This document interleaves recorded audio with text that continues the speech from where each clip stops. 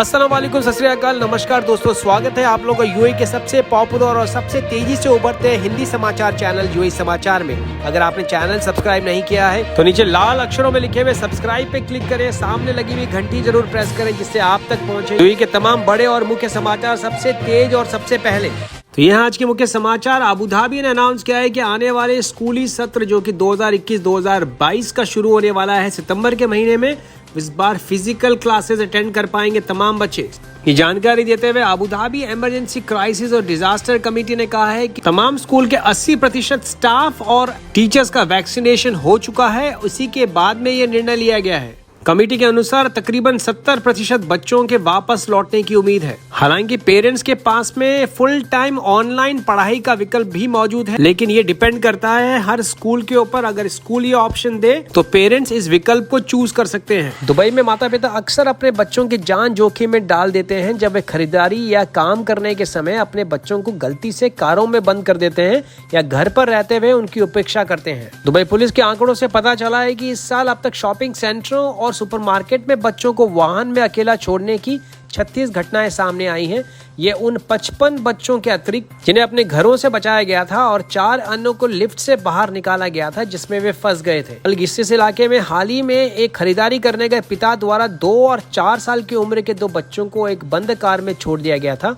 जब वहां से गुजर रहे लोगों की नजर उन बच्चों पे पड़ी तो उन्होंने पुलिस को इन्फॉर्म किया और पुलिस ने वहां पहुंच के जब तक पिता वापस गाड़ी पे नहीं आए बच्चों का ख्याल रखा। लेकिन पिता ने अधिकारियों को धन्यवाद देने के बजाय पुलिस से हस्तक्षेप की शिकायत की और जोर देकर कहा कि वे गलत नहीं थे और थोड़े समय के लिए अपने बच्चों को अकेले छोड़ने के आदी थे। लेफ्टिनेंट कर्नल अब्दुल्ला बिश्वास जो कि डायरेक्टर हैं लैंड रेस्क्यू डिपार्टमेंट के दुबई पुलिस के जनरल डायरेक्टर और ट्रांसपोर्ट और रेस्क्यू में, उन्होंने कहा कि तकरीबन बहुत सारे ऐसे केसेस हैं जहां पे पुलिस द्वारा एजुकेशनल अभियान चलाने के बावजूद माता पिता की ओर से लापरवाही दिखाई जाती है। उन्होंने कहा कि दुबई पुलिस हमेशा बच्चों को लावारिस छोड़ने के खतरे में जागरूकता बढ़ाती रहती है, खासकर से कारों में। कभी कभी एक दिन में हमको 3 बार ऐसे मामलों की रिपोर्ट मिलती है। उन्होंने कहा माता पिता को हर समय अपने बच्चों की देखभाल करनी चाहिए, इसलिए नहीं कि ये कानूनन जुर्म है बल्कि इसलिए भी कि वह उनकी मुख्य जिम्मेदारी है। शारजा में गुरुवार को एक निर्माणाधीन इमारत में आग लग गई। ये बिल्डिंग शारजा के अल तावुन इलाके में मौजूद है जहाँ की एक्सपो के पीछे का इलाका है। बिल्डिंग के सबसे ऊपर वाले फ्लोर्स में लगी आग दूर से देखी जा सकती थी। सारे श्रमिकों को इस इमारत से बाहर निकाला गया। पुलिस की इमरजेंसी टीम ने रोड को ब्लॉक करके आसपास के इलाकों को ट्रैफिक को पूरी तरीके से संचालित किया। शारजा के सिविल डिफेंस डिपार्टमेंट के ऑपरेशन रूम को तकरीबन सुबह 6:55 पर इस पूरी घटना की इत्तला दी गई, जिसके बाद त्वरित कार्रवाई करते हुए फायर ब्रिगेड की टीमें मौके पर पहुंची और सारी कार्रवाई शुरू करी। शारजा में मंगलवार दोपहर को अबू शगारा इलाके में एक इमारत के नीचे एक भारतीय व्यक्ति का शरीर मृत पाया गया। शारजा पुलिस ने कहा कि इस घटना में कम से कम 13 नाइजीरियाई प्रवासी गंभीर रूप से घायल हो गए जब उनके बीच लड़ाई हिंसक हो गई। इस बिल्डिंग की सारी एमेनिटीज यानी कि बिजली और पानी बंद होने के बाद भी इस बिल्डिंग को नाइजीरियाई लोग अवैध गतिविधियों के लिए इस्तेमाल कर रहे थे।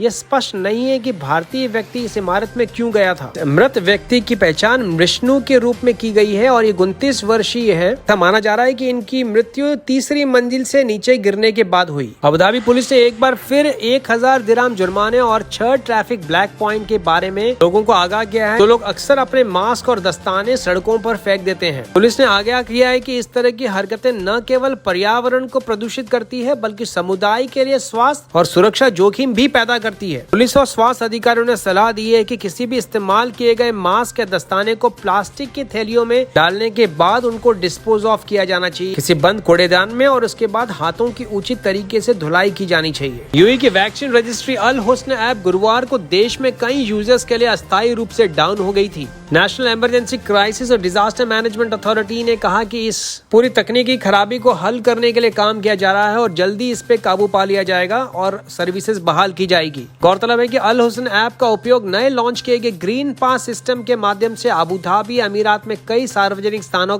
तक पहुंचने के लिए किया जाता है। ये नया सिस्टम 15 जून से कोविड-19 के प्रसार को रोकने के लिए एक अतिरिक्त प्रोटेक्शन लेयर के रूप में लागू की गई है। दोस्तों, कुवैत ने घोषणा की है कि वो तमाम लोग जिन्होंने टीके लगाए दिए हैं, चाहे वो गैर कुवैती नागरिक हैं, वो अब कुवैत एंटर कर पाएंगे 1 अगस्त से। मतलब है कि फरवरी में कुवैत ने वायरस के प्रसार को रोकने के लिए गैर नागरिकों के प्रवेश पर प्रतिबंध लगा दिया था, लेकिन हाल के हफ्तों में अपने कुछ कोविड-19 प्रतिबंधों को कुवैत ने कम करना शुरू कर दिया है। के बारे में और अधिक जानकारी देते हुए तारिक अल मिजराम जो कि सरकारी प्रवक्ता है, उन्होंने कहा फॉरेन ट्रैवलर्स ने तमाम विदेशी यात्री अगर उन्होंने फाइजर, एस्ट्राजेनेका, मॉडर्ना या जॉनसन एंड जॉनसन के टीके लगाए हैं तो वे कुवैत एंटर कर सकते हैं, लेकिन उनको पीसीआर टेस्ट भी लेना होगा। उसकी नेगेटिव रिपोर्ट 72 घंटों से ज्यादा पुरानी नहीं होनी चाहिए। इसके अलावा केवल कुवैती नागरिक जिन्होंने पूरी तरीके से टीका लगा लिया है उन्हें 1 अगस्त से विदेश यात्रा करने की अनुमति दी जाएगी, गर्भवती महिलाओं को छोड़ के। अब रोजगार के लिए अच्छी खबर, दुबई सरकार ने रोजगार के लिए सरकारी क्षेत्र में अलग अलग जॉब्स की रिक्वायरमेंट डिक्लेयर की है, यानी नई वैकेंसीज ओपन की है। Dubai health authority, financial audit authority, Dubai culture, professional communication corporation, Dubai civil defence, road and transport authority यानी RTA, smart Dubai, Dubai civil aviation authority, community development authority और भी काफी सारे सरकारी महकमे इसमें शामिल हैं। इनमें सैलरीज 30,000 दिरहम तक प्रति महीने मुमकिन है और इसमें एक्सपैट्रिएट्स यानी कि गैर नागरिक भी आवेदन कर सकते हैं। वैसे कुछ वैकेंसीज इस प्रकार है, फाइनेंशियल ऑडिटर जो कि डिपार्टमेंट है फाइनेंशियल ऑडिट अथॉरिटी का, ये पोजीशन ओपन है सारे नेशनलिटीज के लिए। उसके अलावा फाइनेंशियल ऑडिटर पोजीशन भी फाइनेंशियल ऑडिट अथॉरिटी में है, जिसके लिए बैचलर डिग्री होनी जरूरी है अकाउंटिंग और फाइनेंस में। मेडिकल लेबोरेटरी टेक्नोलॉजीज डिपार्टमेंट है दुबई हेल्थ अथॉरिटी और इसकी रिक्वायरमेंट है BSc डिग्री और तकरीबन 3 साल का एक्सपीरियंस और मंथली सैलरी होगी तकरीबन 10,000 दिरहम। उसके अलावा assistant medical physicist Dubai hospital में, स्टाफ नर्स की पोजीशन अल ममजार हेल्थ सेंटर में दुबई हेल्थ अथॉरिटी के अंडर ये आता है और इसकी रिक्वायरमेंट है BSc होनी जरूरी है, नर्सिंग या उसके इक्विवेलेंट यानी समकक्ष, और DHA का लाइसेंसिंग होना जरूरी है, 2 साल का एक्सपीरियंस। एक्यूट केयर फैसिलिटी जो कि तकरीबन 100 बिस्तरों से बड़े अस्पताल में, जिन्हें 24 घंटों में 2167 कोरोना के नए केसेस निकल के सामने आए हैं, जिसकी मिला के इसकी संख्या हो गई है 6,06,128 और वहीं 2,127 नए रिकवरीज भी देखी गई है, जिसको मिला के टोटल रिकवरीज हो गई है 5,85,242। वहीं 3 मृत्यु भी दर्ज हुई, जिसको मिला के टोटल मृतकों की संख्या हो गई 1,741। आंकड़ा जारी किया है यूएई की हेल्थ एंड प्रिवेंशन मिनिस्ट्री ने। अबू धाबी में स्थित एक भारतीय मूल के ब्रिटिश डॉक्टर को स्पेशल टैलेंट कैटेगरी के तहत यूएई का 10 साल का गोल्डन वीजा मिला है। यूएई की राजधानी अबू धाबी में 9 साल बिताने के बाद कॉर्निश अस्पताल के सलाहकार नियोनेटोलॉजिस्ट डॉक्टर राजेश शर्मा पूरी तरीके से आश्वस्त है कि दुनिया में रहने, काम करने और बसने के लिए संयुक्त अरब अमीरात से बेहतर कोई जगह नहीं है। ये बताते हुए उन्होंने कहा कि वे जयपुर के हैं राजस्थान में और 2001 में एक अत्यधिक कुशल प्रवासी कार्यक्रम यानी HSMP पर यूके गए थे। वहां वह करीब 12 साल तक रहे और उन्होंने पेडियाट्रिक्स और नियोनेटोलॉजी में अपना प्रशिक्षण प्राप्त किया। सन 2012 में वे यूएई आए और इन्होंने NMC हेल्थ केयर में 2 साल तक काम किया। 2015 से कॉर्निश अस्पताल में काम कर रहे हैं। उन्होंने कहा कि यूएई की क्वालिटी ऑफ लाइफ और सर्विसेज जो हैं वो यूके के स्टैंडर्ड से भी ऊपर हैं, विशेष रूप से स्वास्थ्य और सामाजिक यानी सोशल सर्कल के दायरे में। बहुत सी चीजों में संयुक्त अरब अमीरात की स्वास्थ्य सेवाएं NHS यानी नेशनल हेल्थ सर्विस यूके की राष्ट्रीय स्वास्थ्य सेवा से बेहतर है। साथ ही साथ यूएई में स्वास्थ्य सेवाओं की उपलब्धता यानी अवेलेबिलिटी बड़ी आसानी से काफी बेहतर है। दूसरा सबसे बड़ा कारण कि संयुक्त अरब अमीरात भारत के करीब है और यहाँ से यात्रा करना बहुत आसान है। शारजाह की रोड एंड ट्रांसपोर्ट अथॉरिटी ने तमाम ट्रक ड्राइवर्स को आगाह किया है कि अगर उनके पास में जरूरत परमिट नहीं है या वो समय सीमा का उल्लंघन कर रहे हैं, शारजाह में ट्रकों की तयशुदा टाइमिंग्स है, 50,000 दिरहम तक का मुकालफा लगाया जा सकता है। जानकारी देते हुए आदिल सलेम अल बलूशी जो कि हेड